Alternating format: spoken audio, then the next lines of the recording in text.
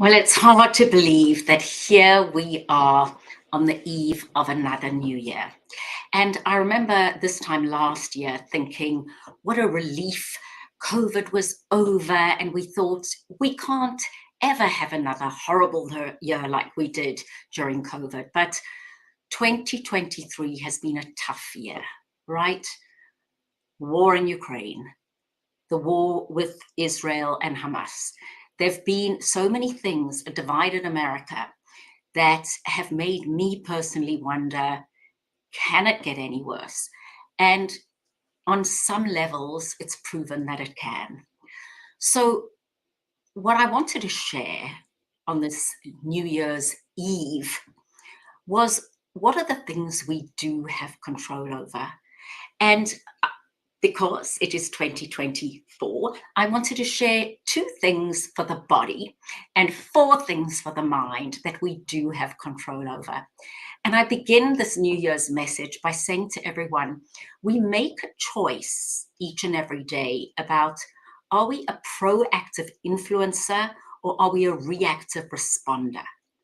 And it's very easy to be a reactive responder to a lot of the confusion and the difficulty that is happening around us. So that is what we don't want to be, the reactive responder. What we want to be is the proactive influencer. So here are 2 things for the body, and I'm going to give you 4 things for the mind that you can ensure that you are. So let's start with the 2 things for the body. So what happens at every new year is we want to eat more healthily and we want to exercise. So in my experience, as somebody who's been teaching and training professional development for many years, it is much easier to give ourselves to-dos than to-don'ts. So, meaning, it's much easier to say to yourself, let me start drinking water. Let me start drinking water. Let me start drinking more water than I've been drinking. Then let me stop eating cake. So just a note to self, our brain responds better to the positive than the negative. So as you're listening to this, and really when I talk to you, I'm talking to myself as much as to you, is to say, what can you start doing? Remember, the to-dos are easier than the to-don'ts.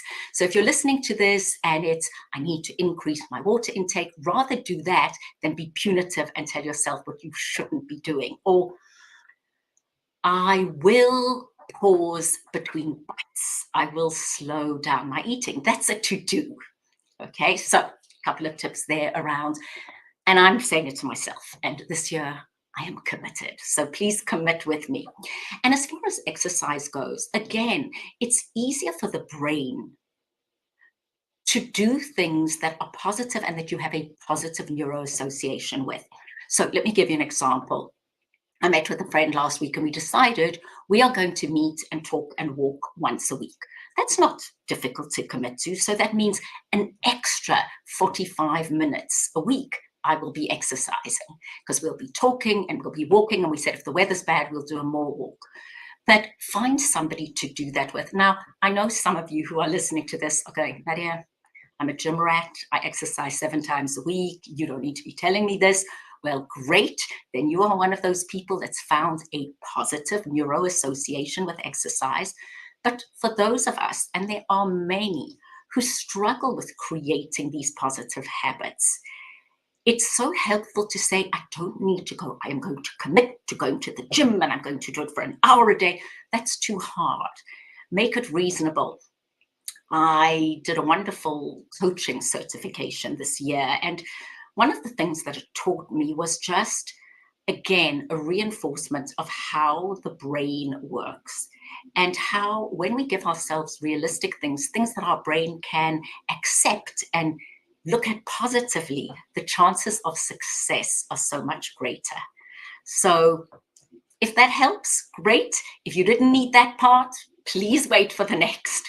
So I said 2 things about the body and now 4 things for the mind.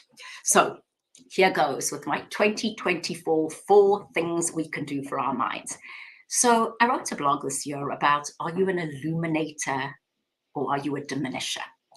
And let's hope for all of us that for 2024, we are illuminators, meaning we bring joy. We say, how can we contribute to a situation rather than how can we diminish it? And this sometimes takes a lot of work.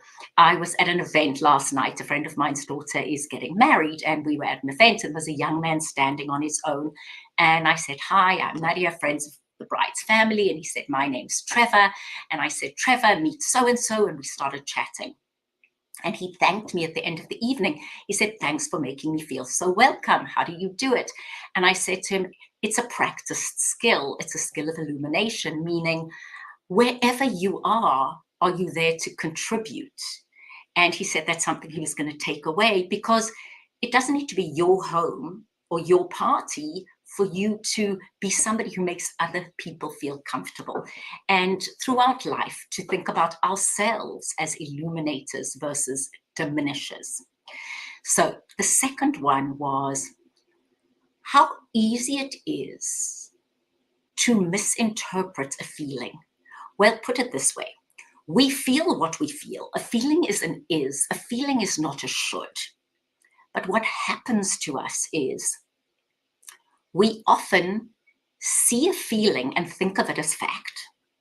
And then, haven't we all done this? We create a whole narrative around that feeling, a whole story. Who hasn't done that? And we could be completely wrong. So it's to really take a moment and focus and say, is what I'm feeling backed by fact?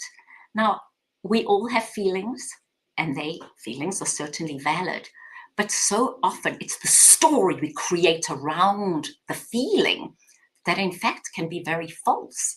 It can be as much as somebody came up to me recently and said, Nadia, upset with me, you didn't greet me as warmly as you normally do.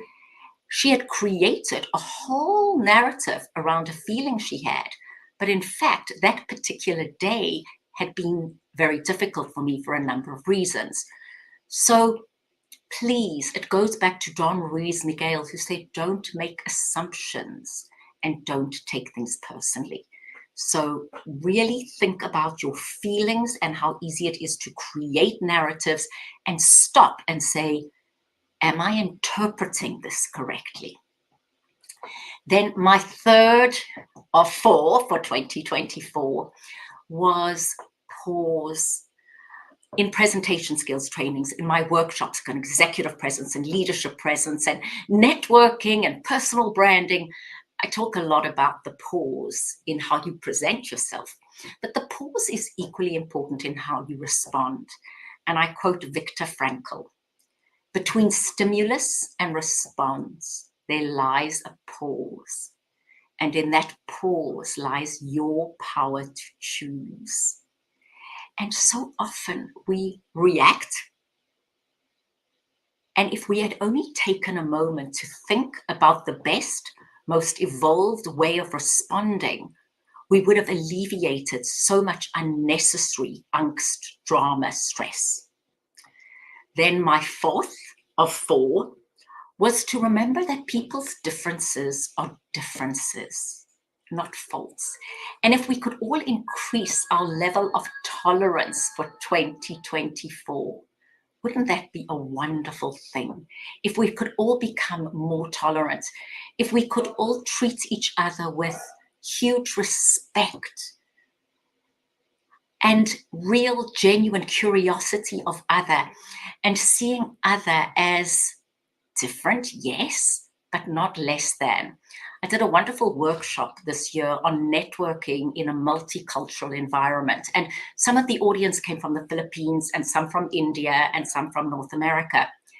And it was fascinating to just look at all three and compare them and look at the differences as differences of deep respect.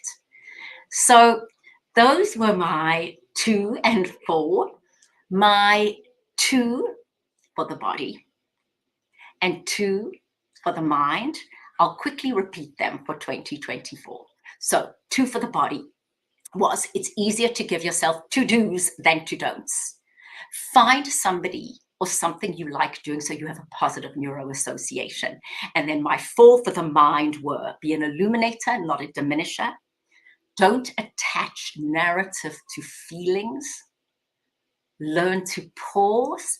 And finally, see people's differences as differences, not faults.